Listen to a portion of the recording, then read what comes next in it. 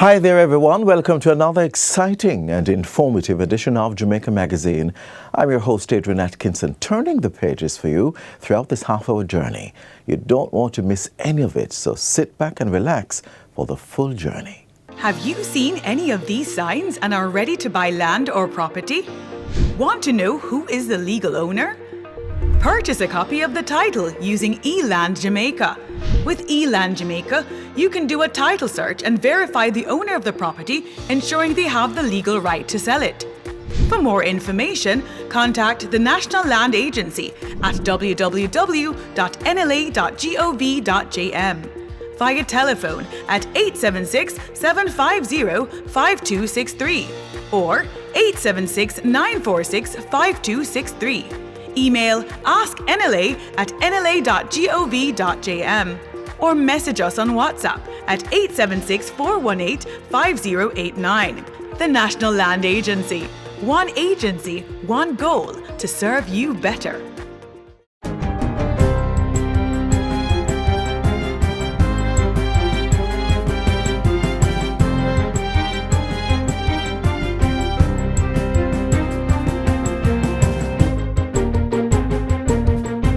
Good day, I'm Theodore Henry and this is your JIS News for Monday, March 16, 2026. Modular container homes aimed at providing rapid, affordable and durable shelter for persons affected by Hurricane Melissa have begun arriving on the island. Minister with responsibility for land titling and settlement, Robert Montague, gave the update during the recent meeting of the Standing Finance Committee of Parliament. The units are on their way. We have an arrangement with the municipal authorities in the affected parishes to build out the bases to scale, and those contracts and MOUs are about to be signed. Minister Montague says the program is also being expanded to incorporate other areas that have housing deficiencies. This includes using modular units to build out infirmaries to accommodate social cases at hospitals and provide transition housing for young people exiting state care. So one of the things that we will be addressing is to donate some of these units to the infirmaries so that we can move persons out of the public hospitals and free up bed space in the hospitals. We also have a situation where when wards of the state reach 80, by law they have to exit the homes, and some have nowhere to go. Now we want to assist in that program as well to establish what they call a halfway house until these persons who are 18 can find their feet. Last year, the Prime Minister announced that the National Housing Trust would procure 5,000 pre-built container homes to address housing needs following the hurricane. The units will comprise two-bedroom models, approximately 400 square feet, complete with bathroom, kitchen and living area, with pre-wiring that allows for easy electrical installation. Meanwhile, the western parishes most impacted by Hurricane Melissa will get special attention as the government accelerates the systematic land titling program in the 2026-2027 fiscal year.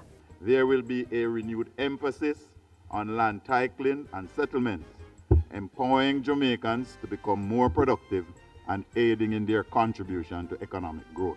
The 5 parishes in Western Jamaica will be given priority, and even under that we had to do some reallocation, and the target was mainly for the 5 parishes. The systematic land titling program enables people who have been in open, undisturbed and undisputed possession of their land for 12 years or more to claim ownership of such land via the systematic land registration process. Minister Robert Montague says the National Land Agency will be stepping up its public education program to ensure Jamaicans know how to access this intervention, as well as the ad hoc land registration program. The ad hoc system allows citizens to come to the National Land Agency and to share some of the costs in producing a title, while under the systematic system, it is the government that bears the full responsibility, and that caveat is then lodged on the title, and over time the citizen will pay what is owed. The government, in partnership with the Bank of Jamaica, the Jamaica Stock Exchange and the Financial Services Commission, plans to launch the Fixed Income Trading Platform, FITP, in the near term. The FITP will provide a centralized and standardized framework for the listing, trading, and management of Government of Jamaica securities. This initiative forms part of the government's broader strategy to modernize the domestic debt market. This was disclosed by Minister of Finance and the Public Service, Favour Williams, as she opened the 2026-2027 budget debate last Tuesday. The implementation of the platform is expected to reduce transaction, settlement time, and counterparty risks, and increase participation by both domestic and international investors, thereby broadening the investor base, strengthening price discovery, supporting the development of an efficient yield curve, and enhancing liquidity in the secondary market. By September 2026, every early childhood institution ECI across Jamaica will be staffed with at least one trained teacher.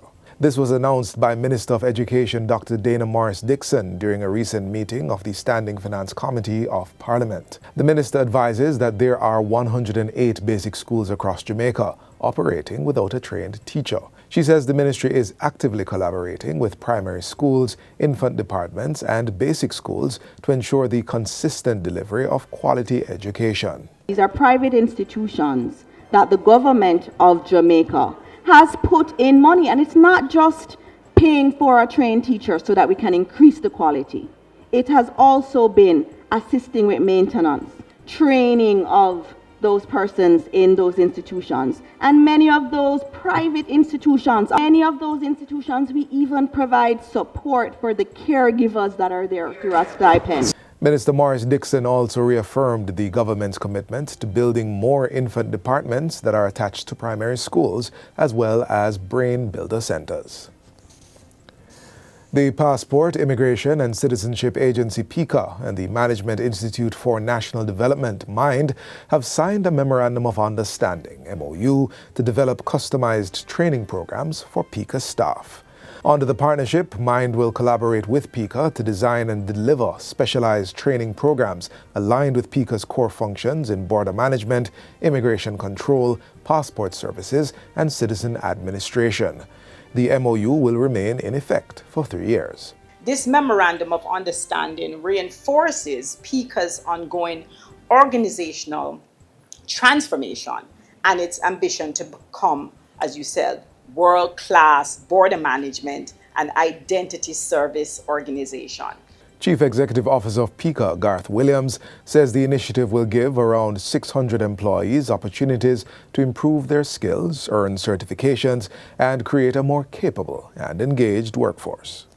And finally, the Consumer Affairs Commission, CAC, successfully recovered just over $30.35 million in refunds for consumers during the first 11 months of the current fiscal year, which ends on March 31. Chief Executive Officer Dulcie Allen made the disclosure at a recent JIS think tank. She says between April 1, 2025 and February 28, 2026, the Commission handled 1,189 consumer complaints.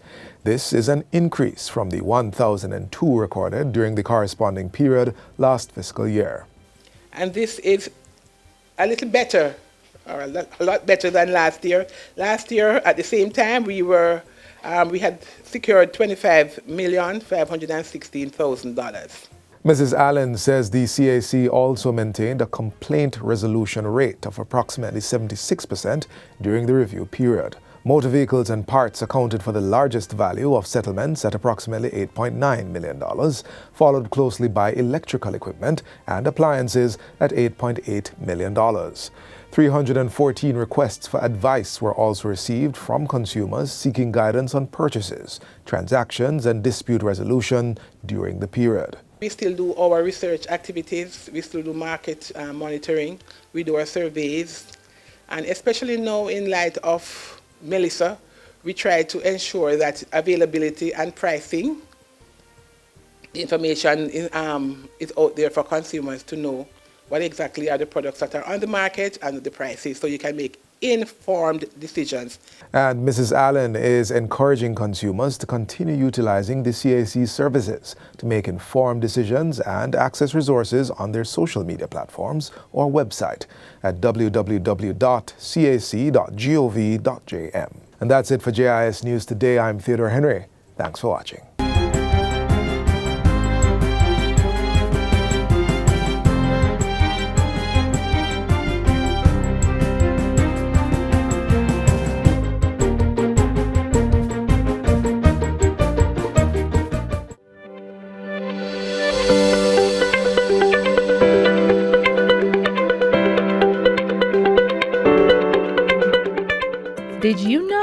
that there are certain areas across Jamaica where sounding your car horn or making loud noise from your vehicles is an offense? Under the Road Traffic Regulations 2022, the authority may declare specific areas as silent zones. These zones are created to protect peace, especially around hospitals, schools, nursing homes, and other sensitive locations.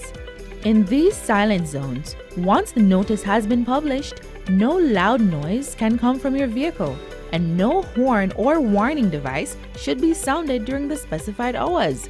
If you do, you're committing an offense. Now, there are important exceptions. If blowing your horn is reasonably required to prevent a collision, you will not be penalized. And of course, this rule does not apply to emergency vehicles. So, the next time you approach a silent zone, be mindful of the restrictions and abide by them.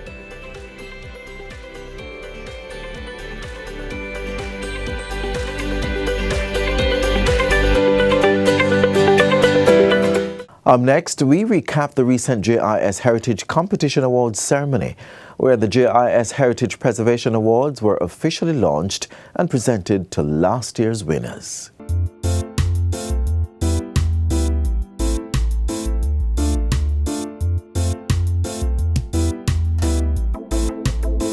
This competition is a staple on the agency's calendar of events and represents one of the ways the Jamaica Information Service fulfills its responsibility to promote informed national engagement, especially among young Jamaicans. Starting with the 2025 award recipients, the Jamaica Information Service is introducing the competition's Heritage Preservation Award. This award will be eligible to the primary and secondary institutions whose entries make it to the final round of the competition.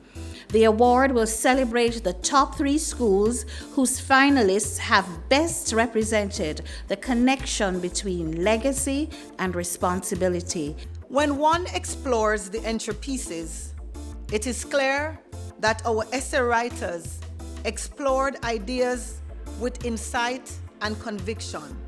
In the meantime, our poster designers communicated powerful messages through art and visual storytelling and showed us that images can inspire thought, spark emotion, and strengthen national pride. Not to be outdone, our photographers skillfully captured moments and meanings that speak beyond words. Your lenses told stories of our heritage, identity, and hopes. The announcement of the sectional prize winners. Mr. Jonathan Clark of Stella Maris Prep, he receives 2 sectional prizes. Best Entry Essay in the 10-year-old category and Most Researched. Cahill Stewart of Kensington Primary School in St. Catherine, Best Use of Language and the Most Creative Essay. Danash Brown of West Indies College Prep in Manchester, your essay is the best from the entire island of the 11-year-old category. Caden Carey of Chetwood Memorial Primary in St. James, best entry in the 12-year-old category across the length and breadth of Jamaica in the JIS Heritage Essay Competition. Mr. Brian Levy of York Castle High School in St. Anne, he got the best entry in the grades 10 to 13 illustrated poster category. Elena Elliott of Campion College in St. Andrew, congratulations to you.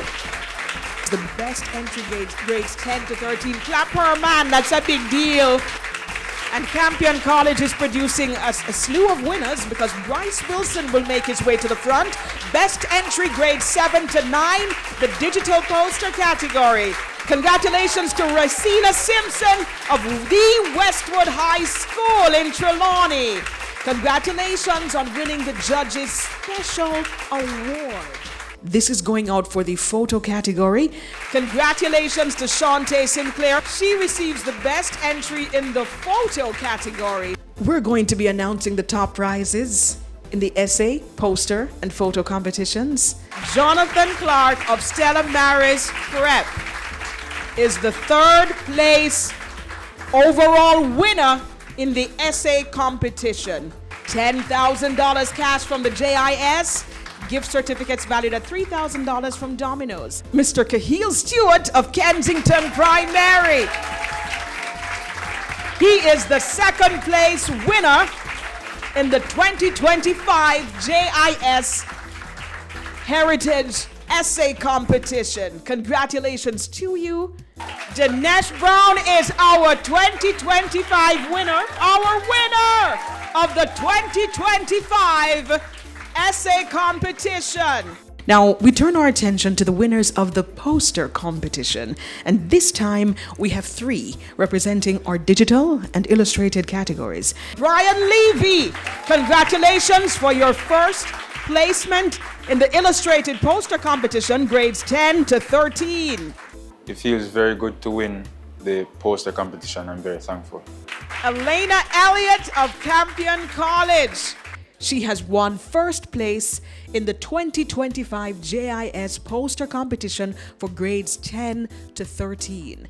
It feels amazing because that meant that all the hard work and dedication really paid off. All the hours of me staring at my iPad screen, editing the poster really paid off, so I'm happy. The first place for the digital poster competition, grades 7 to 9. Bryce Wilson of Campion College.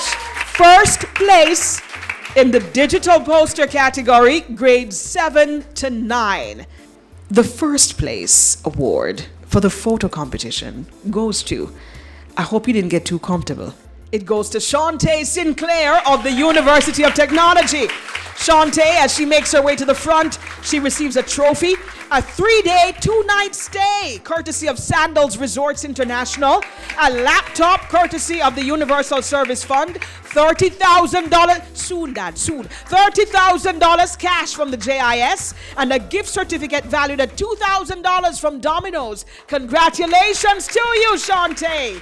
I would encourage others to enter. Like, this is a great opportunity. Even if you don't win, I think that it's so good to challenge yourself and also enjoy yourself. It doesn't have to be like that serious. Like, just enjoy yourself. It was amazing to win the competition. I would encourage other students to take their opportunities, not pass up opportunities when they come, because they come for a reason.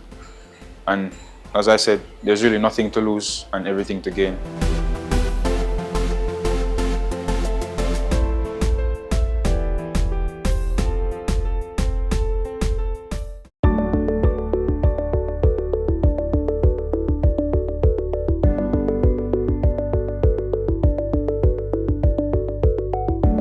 Every day, we share personal information online, at work, and on our phones. But once it's shared, it can't always be taken back. Protect your data by avoiding oversharing, using strong passwords, and never clicking suspicious links. Be careful what you post. Don't share your live location, and keep your devices updated and secure.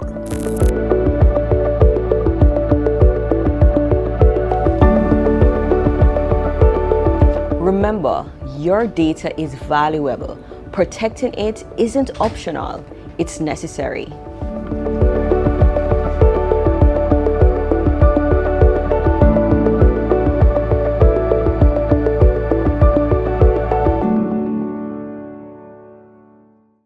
Blending traditional teaching with digital tools can make learning more personalized, interactive, and effective in preparing students for a multifaceted world.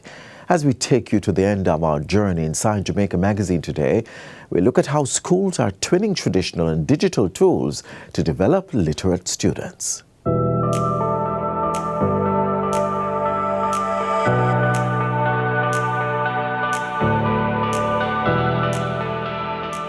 When you think of literacy, what comes to mind?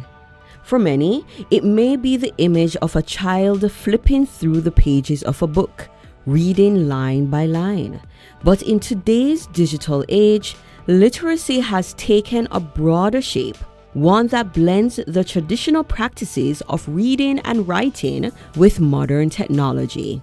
Across Jamaica, schools are finding creative ways to help students navigate this new landscape. At Jesse Paul Primary School, literacy is more than just reading. It's about preparing students to thrive in a digital world. And so, teachers as well as administrators are redefining how children learn, building confident readers, thinkers, and content creators with the use of digital tools. A recent Literacy Day highlighted these outcomes. Today, having learned the different modalities or method of using their devices to create informative content, we see them moving beyond this day, becoming more efficient at using their devices to creating content such as writing their own stories, sharing information with their friends, and because we understand that our students, they are very intimate with their devices. Another is that it enables the students to be content creators. So they create content such as being an author, being an illustrator, being a storyteller using their various devices. Still, traditional practices remain a cornerstone. At our grade 1 to 3, every afternoon after lunch, we ask that they drop everything and read.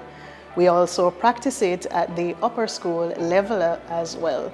We have also introduced our library to our students last school year. So our students do have sessions with our librarian to assist in developing their literacy skills. And this year we have all grades currently creating an intervention plan for critical thinking. Writing is very important in literacy, and so it is also one of our focus areas this year to ensure that all our students are able to form their letters properly, write a proper sentence, and of course to create essays, letter writing, and so forth. Through read aloud sessions, peer readings, and small group activities, Jesse Paul is showing that literacy in the digital era is both innovative and inclusive. The literacy drive is just as strong at Franklin Town Primary School, where students start their day with reading exercises designed to sharpen their focus for learning. What you will see is parallel between the two areas of literacy, the traditional and the digital. So there is always something for everybody, right? So we can pick up a book, you will see the children picking up books to read, you will see them looking at cards, and you will also see them using devices to access these same activities. Students also get an opportunity to focus exclusively on literacy for an hour each day. We put aside to teach our students explicitly about the reading, all the skills that they would need to grow. So we had that put away, we put on our activities, and the students seem to have responded very well. And it's a mixed approach. We incorporated digital as well as the traditional. Now, the phonemes speaks about the sounds that the students would make and the letters that they would combine to give them a word. All right, so today we'll be looking at a lesson, a short A phonics lesson, which is the C for consonant, the V for vowel, and the C for consonant words. Now we do a little practice around here. We just warm up to get the sounds of the letter A. So we'd ask them what they are doing, and the child is taking a nap. Then sat. So we're just trying to get the sound out. So this is where the child would speak. So then now they would just look at this just to make the sounds. So when they see the letter A, they would say A, N, R, D, T, M, K, P, Sh. With the school's intervention plan, literacy rates have jumped from 36 to 56%. It works, and this year we're looking for even greater gains. The literacy push does not end in the classroom. Parents are seen as vital partners in the effort to build lifelong readers. Parents can assist with literacy by giving their child a device, one that will be monitored, and the activities curated, the apps that they use curated properly. So they pick those apps, whether it is for phonics, for comprehension, for reading, and outside of that, promote this literacy in your home by doing your reading, calling them to read. By blending home support with school-based strategies, the literacy movement aims to produce students who are not only functional in language, but also equipped to thrive in a world where traditional and digital literacy go hand in hand. The message from Jesse Rapal and Franklin Town is clear. Literacy in Jamaica is evolving. It's no longer confined to books or solely to devices, but lies in the careful balance between both.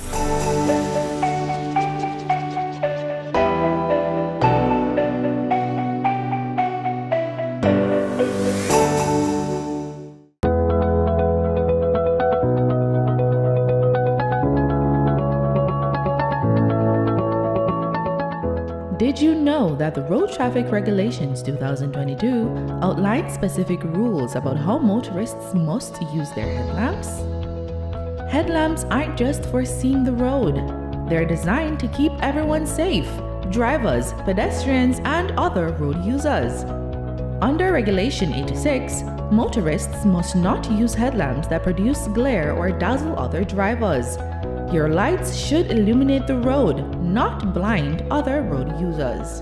Motorists are prohibited from installing or using colored headlamps, including blue, red, purple, or any non-standard color. Only the approved white or amber yellowish lights are allowed.